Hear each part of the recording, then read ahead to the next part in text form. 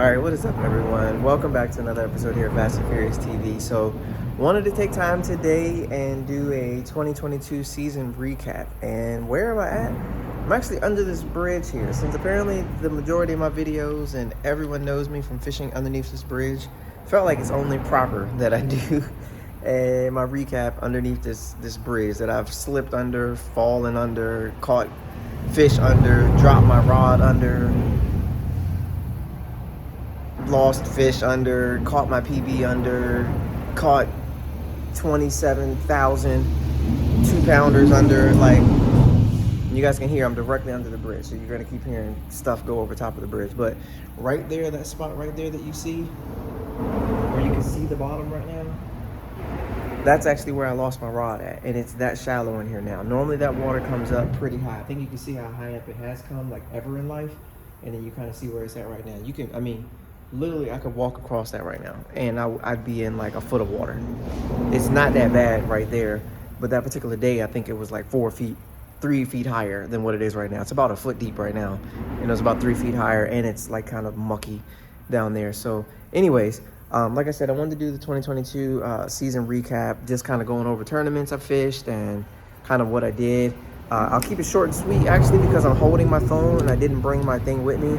I want to talk to you guys a little bit, and I got a video coming out about this, but in particular, all season long, my workhorse and what did the majority of my work all season long, the rod and reel combo, was this Omen rod and this 13 Fishing Concept A original reel. Guys, majority of fish that I caught, a lot of things that I did, a lot of things that I had success in, especially midway and later in the season, all came with that combo. Guys, that combo is a friggin' workhorse, and you can throw anything you want on it. My favorite rod in the Omen line, 7-1 heavy action. I didn't even have to look at it. I could have told you flat out. 7-1 heavy action, by far my favorite 13 fishing rod in that whole entire Omen lineup is the 7-1 heavy action. The thing is a monster, and you ain't got to worry about it. I caught fish on the Chesapeake Bay, flipping a 3/4 ounce weight into some nasty stuff, and I caught fish on the James River throwing a 5/16 ounce or 3/16 ounce and a little baby brush hog. So take your pick. Like, it didn't matter what I put on it. It is my universal all-around go-to rod. And for me, a big thing that I played a role this year is me being shorter. I'm only 5'6" tall, guys. I'm not that tall of a guy. 5'6.5". Don't forget the half. That shorter rod for me made it so much easier to like skip it in places, flip it in pace, get accurate pitches, all that. That 7-1 was key for me. A lot of people like a 7 foot. Some people love a 7-4, you know, that kind of thing, man. That 7-1 I felt like was the perfect height for me. I probably could get away with a 6'10 heavy, but I don't see the point. I like the 7-1 heavy. So honestly, for all next season, what I plan on bringing is a 7-1 heavy and a 7-1 heavy. I'm bringing a 7-3 gear ratio reel and an 8-1 gear ratio reel, crankbait rod, and a softer tip rod to throw like top waters, like walking baits and jerk baits, and then 2 of the best spinning combos that you guys will ever see. You guys will see this stuff coming up soon. I'm definitely going to incorporate some stuff in my lineup for spinning, because the first 2 places of the year, you got to have a spinning setup and you got to have a jerk bait. That plays a role, where if you want to do good, you got to have a spinning setup, something that can throw a Ned rig or drop shot or shaky head, and you got to have something that can throw a some type of jerk bait with a nice good action on it that gets you a nice bend, and those fish can make some runs, because you got to have it. And this year I plan on going to the St. Lawrence, so I got to have some top-notch equipment, otherwise I'm gonna get my feelings hurt in the St. Lawrence. So I don't want to do that. And then when we get to the rivers, I'm gonna just pull out my 7-1 heavies, and I already have something great for drop shots or Ned rigs and all that too. So a good mix. I think that was one of the things that I spent this year, and kind of the main things that I felt like this year was for me. Other than being competitive and doing the best I could, I did cash 5 out of 10 BFLs. 5 out of 13 BFLs I cashed a check. 5 out of 12 BFLs I cashed a check. So not bad at all. 5 out of 13 I cashed a check, and then multiple checks in other events and things like that. So it was a pretty good year, all things considered. Not my most money making year, but it was a good year. I did make a lot of money from Instagram this year, and I feel really fortunate to be able to do that. So if you guys are interested, be sure to send me a message on Instagram or Facebook or something like that. I'll gladly tell you how I did that, making money on Instagram. But that was a big key for me. That was a big key to keep me fishing this year, was getting money from Instagram. So I'm thankful for that opportunity. And we're just gonna keep on working, man. That's pretty much it. Just gonna keep on working, keep doing what I need to do to be successful, and that's it. As far as the tournaments go, you guys know I love the Kerr Lake swing, the Smith Mountain Lake swing. Those are, I've caught some of my best bags, some of my best fishing, all has come out of those places. So I felt like the season started pretty good. I got a check, I got another check. I was one spot outside of a check. Caught a really nice fish at Smith Mountain. So I felt really good about how my year started. And then I had one derby in particular. Like I said, I'm not going to be too specific. I'm kind of just grazing over things. But one derby in particular that just didn't sit well with me. It just did not sit well. And I don't feel like I was ever able to shake that derby. If I'm just being perfectly honest, I don't think I ever was able to shake that derby. And a lot of things I can just shake off. Don't worry about it. Just keep it moving, keep pushing forward. But this one I couldn't shake off. I felt like I did everything I needed to do. I shared all the information I needed to share to be successful. I gave everything. I left it all out there, dude. Like I everything out there, and that it just messed me up. And then from that point on, I go to the next one. I end up getting back late, wiping out my limit. I go to the next one. I end up getting back late, costing me a $700-800 check. I felt like I should have got a check in that tournament that I told you about because I did everything I needed to do to get a check. I knew exactly what these fish were doing. I specifically went down there to figure out what the fish were doing. So it just kind of burned me up, guys. And I don't think I ever bounced back from that. Then I did bounce back for that. I had a good derby at the next one, decent derby at the next one. I picked up a lot of things this year. There's a lot of things in this pro co-angler relationship that I have a Co-Angler Chronicles podcast coming out. I want you guys to check that out. I'm going to speak freely on that one. So if you've ever talked to me or been in the boat with me or said something or we had a conversation about something, just know that I am going to speak 100% freely. There will be no holds barred in that conversation on the Co-Angler Chronicles podcast. So follow me on Instagrams, Co-Angler Chronicles. Be sure to follow me on Instagram so you guys can keep up. I got everything situated. It'll be streamed on all platforms. Just got to get the first episode uploaded. I got theme music that's produced by me that's going to be on there, producing my music. That way I can do good on the music side and do good on the fishing side. So be sure to check that out on the Co-Angler Chronicles podcast. I'm going to do that. But in the meantime, real quick, before I finish up with this deal, I want to thank the people that rock with me this year. So in particular, Ozarks Outfitters for my clothing. Be sure to check them out. I have you can use a code and save some money for them. Be sure to hit me up. I'll send you the code for that. Or check my Instagram, the code's there. 13 Fishing, that's my rods and reels. I just told you guys about that. You guys can see my hoodie here. I make a custom tackle. That's what I got for all of my jigs, spinner baits, things like that. So I make a custom tackle. Revital Outdoors, they came on late in the year, so I certainly appreciate it. Revital Outdoors, awesome product. I love it. I use it today. It's great for keeping me on the water. Great for getting my body feeling pretty good. So I'm certainly appreciative of Revital Outdoors. And that's it. There are some that I have on the list right now that won't be there next year, unfortunately. And, that's just the nature of the beast and how things go. I'm shifting. Things are moving on my end. I've got to make some adjustments, man, because honestly, this fishing deal gets expensive. And if I don't have companies that are willing to invest in me after I've done everything I could for a certain amount of time, or if they do feel like they can invest in me, but it's not monetary-wise, yeah, I can't do that anymore, man. Them days are over because honestly, it costs money to fish. And realistically, like it's been explained to me several times, if you're on someone's pro staff kind of deal, you're basically just a discounted customer. It's the same as like your wife or your kids. You go to shop at Kohl's and they get like a $30 coupon in the mail. Kohl's sends you the $30 coupon, so you go to the store and you end up spending $700. Hold on, let me let this train go so y'all can hear what I'm saying. Kohl's sends you the coupon so you can save 30, but you end up spending 475. So they sent you 30, you spent 475. It's the same thing with the pro staff. There's no different. They're just giving you a coupon code. You go in there, you save 30%, but you're gonna spend 200. So they got 200 out of you instead of 240 out of you, but they still got 200 out of you. You're gonna rock their products. You're gonna do all this stuff for them. And you literally just getting a coupon code like you would get if you shop at Kohl's. There's no difference. It's literally no difference. Like the moment you realize that is the moment you're like, okay. Now to flip that around, everybody who has a rod and reel in their hand should not be out here getting discount codes for companies because you ain't doing nothing. You ain't posting, you're not sharing, you ain't telling nobody about the company, you ain't doing nothing.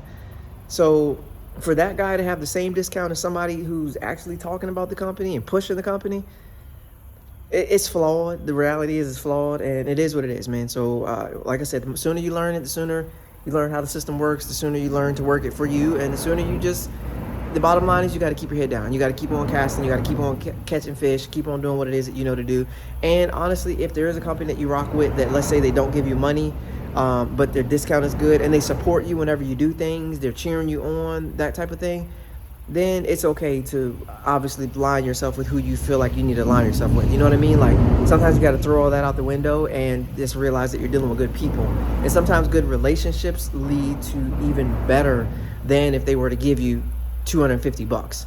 The relationship you have with that person, that company takes off, they look out for you. Next thing you know, they're wrapping your boat, or they're getting you a boat. Like, next thing you know, they're giving you all your stuff for free. Like, you know what I'm saying? Because you built a relationship and you help them grow, that type of thing. So you got to kind of look at it from both sides. But for me, like I said, I just got to do what lines up best for me and my family. You guys know a lot about me. I do have 4 kids. I got mortgage, I got bills like everybody else, and to fish, it gets expensive. So I go out here fishing and traveling and doing all this. It's hard to do it by yourself. Ask anybody. Ask these Bradley Hallman, John Suka, Pang Ray, ask all these dudes that do it. It's hard to do it if you're just doing it by yourself, especially when you got other commitments like family and things like that. So you gotta kind of put it in perspective and do what it needs to do to be successful. But as far as tournaments go, like I said, guys, it got a little rough there in the mid stretch. Towards the end on the home stretch, I really wanted to qualify for the All-American. I qualified for 2 regionals. I finished in 29th place in 2 divisions. Got to the regional. Got a check on Murray. So every time I leave my state, I do really well. When I stay in my state, it never goes well for me. So home field advantage for me means literally nothing, because all my best tournaments have come outside of Virginia. I got to go to Maryland's outside of Virginia too. I want to put that in perspective. Maryland's outside of Virginia. So when I went to Potomac in Maryland, did well. Kerr Lake did well.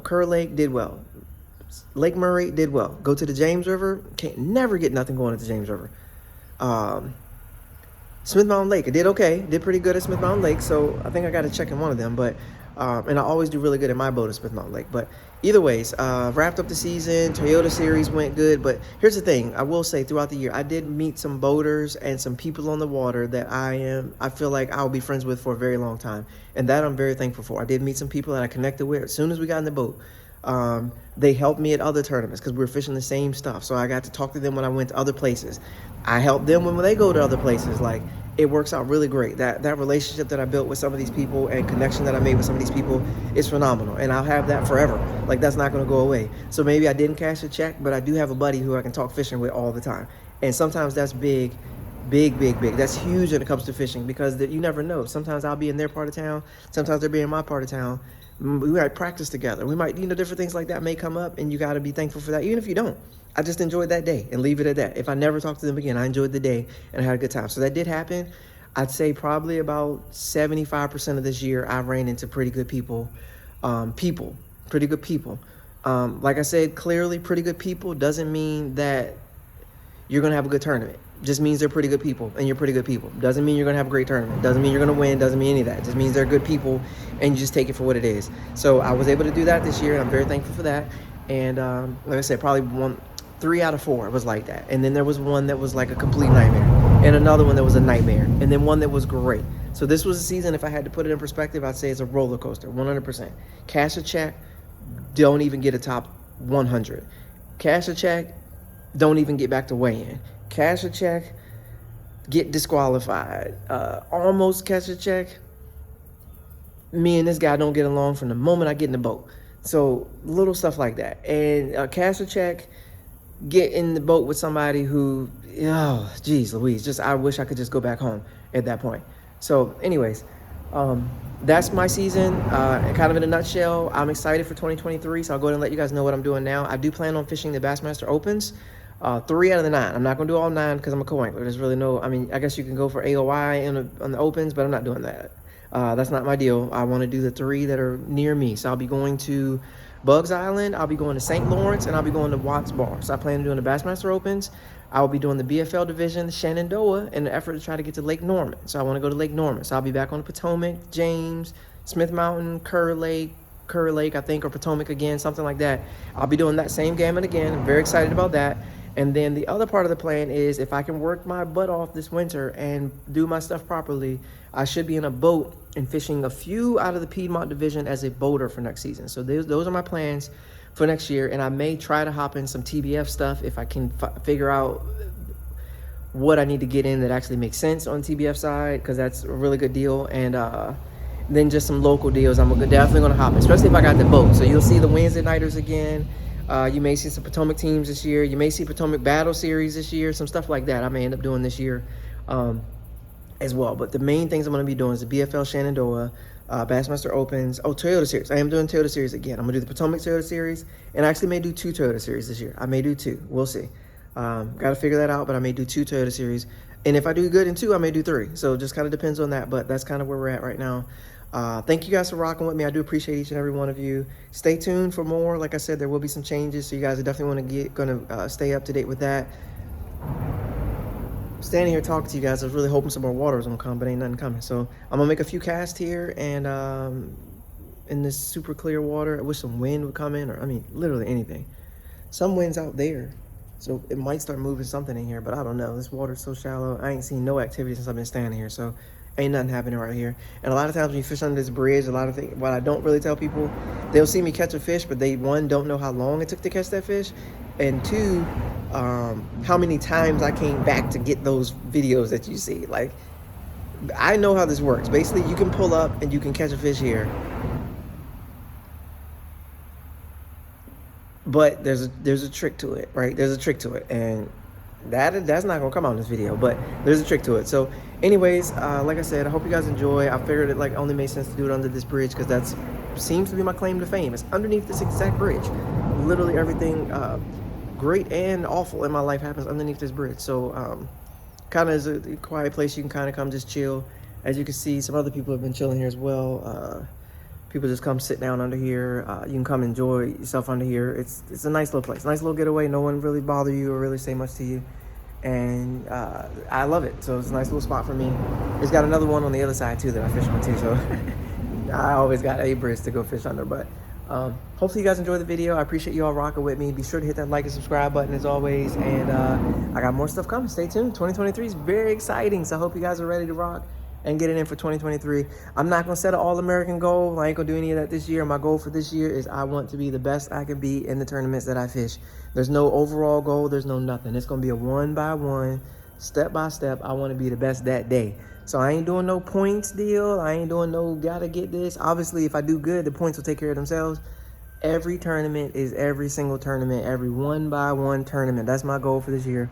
One-by-one is to do the best I can in the tournaments that I got, and then go from there. Not like I didn't try that last year, but there was an overall goal that I was trying to get to, which I kind of felt like, all right, as long as I get a bass here, I'm good. As long as I get a bass here, I'm good. As long as I get a bass here, I'm good. I kind of took it easy in a lot of situations, unfortunately, because I didn't feel like fighting. If I get 1 bass in every tournament, I'll qualify for the regional. If I get 1 bass in 4 out of 5 tournaments, you qualify for the regional on the Coiler side. It's not that difficult to get there on the Coiler side if you can catch a fish. If you can't catch a fish, it's really hard. But if you can catch a bass in these tournaments, and sometimes that's way easier said than done, if you can get to the regional, but you got to catch a bass. Sometimes you got to catch 2. Sometimes you got to catch 3. If the year is fishing good and people is whacking them, sometimes you got to catch a few more. I've never just caught 1 bass and made the regional. I won a tournament, qualify for the regional automatically. This year I caught a limit in 1. I caught 3 in 1. I caught 2 in 1. Like, I'd never just caught 1. The first year I think I did catch 1, and didn't even show up for 1 tournament, and I might have caught 2 in the last one, but I was outside looking in. I was 47. I got the phone call afterwards to say I got in. So it's not that easy. It's definitely difficult, and you got to put your head down. You got to grind. But with that being said, looks like some wind is actually coming in here, guys. I may actually catch a fish, so I'm gonna try to do that. But like I said, I'm gonna just take each individual tournament itself, try to build connections that I can. And my main thing for this season is just gonna be to speak up, because sometimes I get really frustrated in the boat and I don't really say nothing. That's how I started my season. Midway through the season, I would just start saying stuff, because I have a voice too. And I think a lot of people that get in the boat with me think I'm 17 or 21 or like 23. And I'm like, I'm 41. I've been fishing for longer than you. We've got to have a conversation. Like, we cannot struggle all day because you want to be a certain type of way. We've got to figure out how to catch these fish.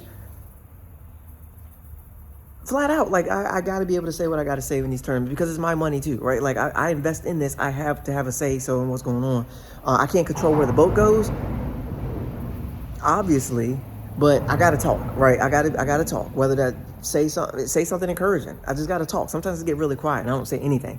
So I've got to talk, encourage, uplift, do things like that I know that I need to be doing, especially even if we're having a tough day. Just encourage, uplift, and try to encourage that we can get around some fish and make this day better for everybody. So anyways, video went a little bit longer than I planned on, but I appreciate you guys tuning in. I will catch you guys on the next one. As always, peace. I'm out.